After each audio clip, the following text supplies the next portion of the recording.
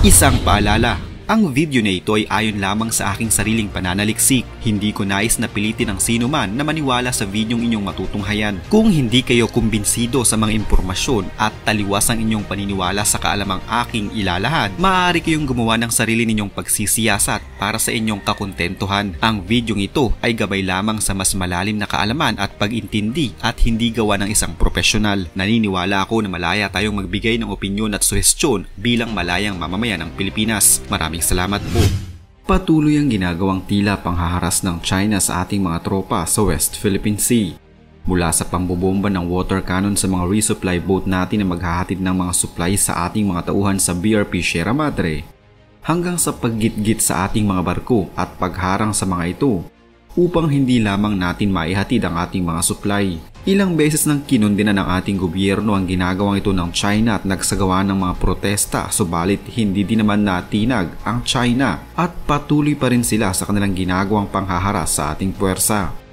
Tila kinokontra nila ang bawat hakbang natin sa ating sariling teritoryo at tila may pinanghahawakan sila na kung ano para gawin nila ang mga ito.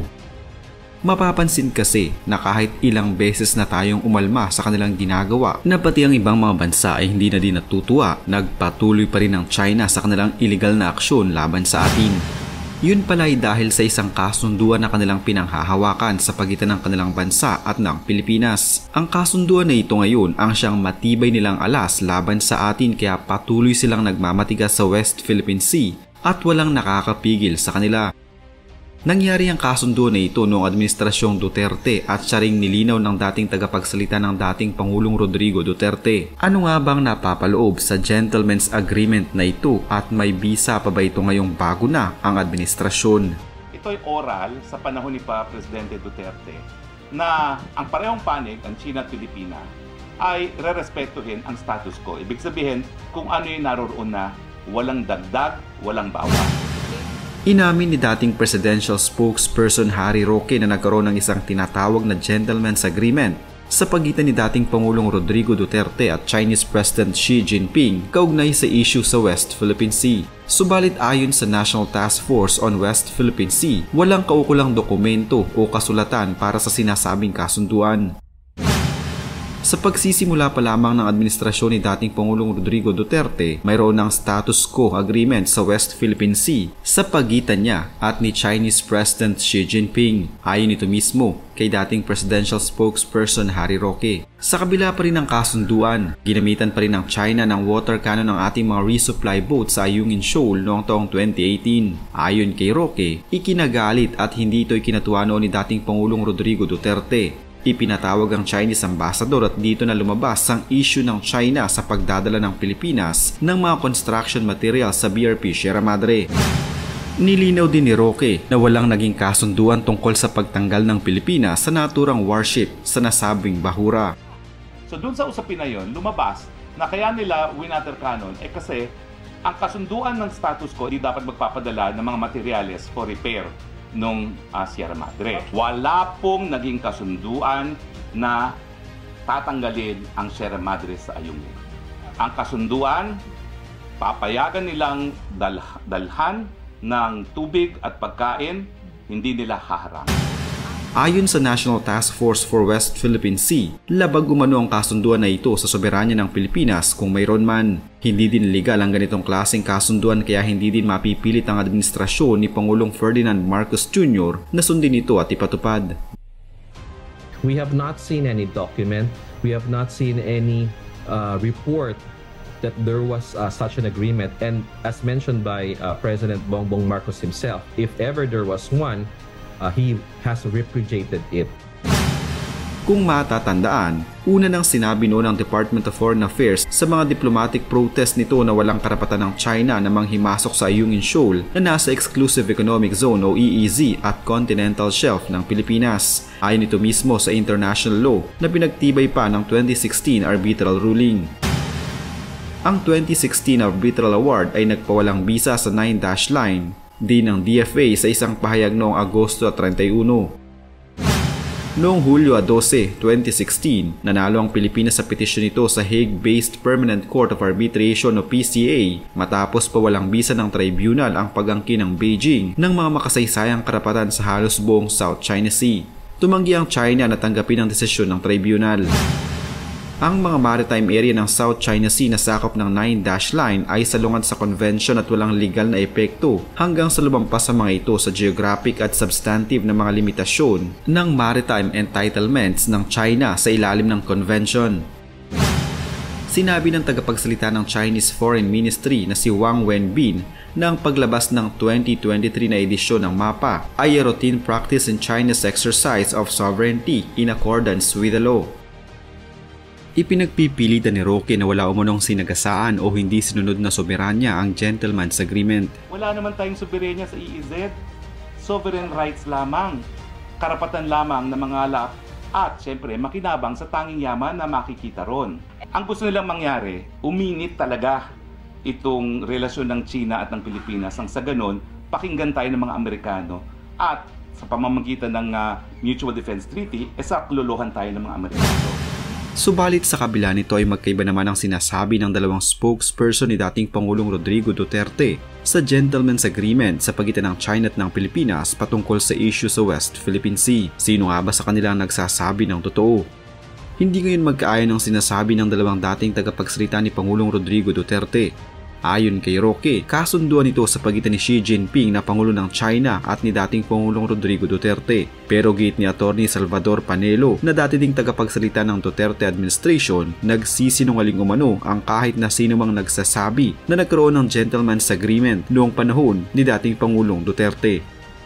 Kausap ko si dating Presidente Duterte, he categorically said there was no agreement, gentleman or ungentleman.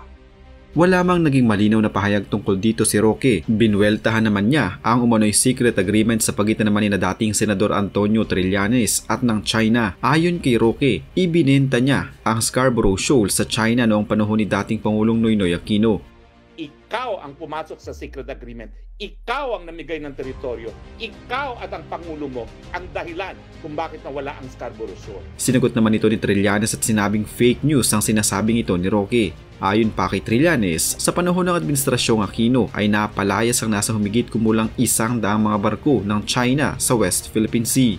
Administrasyong Aquino din umano ang nagpanalo ng arbitration case laban sa China na isinantabi noon ni dating Pangulong Rodrigo Duterte. Si Trillanes ang tumayong back-channel negotiator para pahupain ng tensyon sa Scarborough Shoal noong taong 2012. Kung ano man ang ini-insinuate ng mga maka-Duterte na binenta ko raw ang Scarborough, maliwanag na fake news po ito. My mission was to de-escalate o pahupay ng tensyon at mabawasan ang mga Chinese ships in Scarborough Shoal. Hindi po covered at hindi pinag-usapan ang issue ng sovereignty kasi maliwanag na atin ang Scarborough Shoal. Kabilang din si retired Supreme Court Justice Antonio Carpio sa mga nagpanalo sa arbitration case ng Pilipinas laban sa China noong 2016.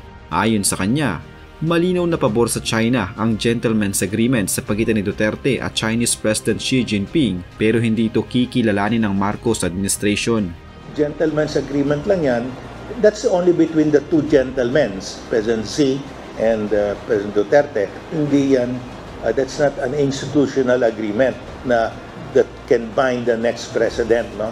Dagdag pa ni Carpio na dapat umanong maghain ng panibagong arbitration case ang Pilipinas laban sa China, partikular na sa malawakang pagwasak nila sa ating mga likas na yaman. Bukod sa Gentleman's Agreement na pinanghahawakan ngayon ng China laban sa Pilipinas, isa pa sa kanilang alas ay ang naging papel ng pagkakapanalo ng Pilipinas sa Court of Arbitration. Pinabura ng Court of Arbitration ang posisyon ng Pilipinas. Nangangahulugan nito na bawal ang China na pumasok o mangisda o kumuha ng mga likas na yaman sa EEZ ng ating bansa. Subalit hindi ito sinunod ng China at patuloy pa rin ang tila pambubuli nila sa atin sa West Philippine Sea. Ito pa noon ang naging pahayag ni dating Pangulong Rodrigo Duterte kaugnay sa issue at tila isinet aside niya ang ruling. Pwede ba tayong pumunta doon? Papasok tayo sa mga Spratly Island ng barko natin na para ipakita lang natin sa top Pilipino na baski ng ilang balik natin doon, wala talagang mangyari because we are not in the possession of the sea. We can retake it only by force.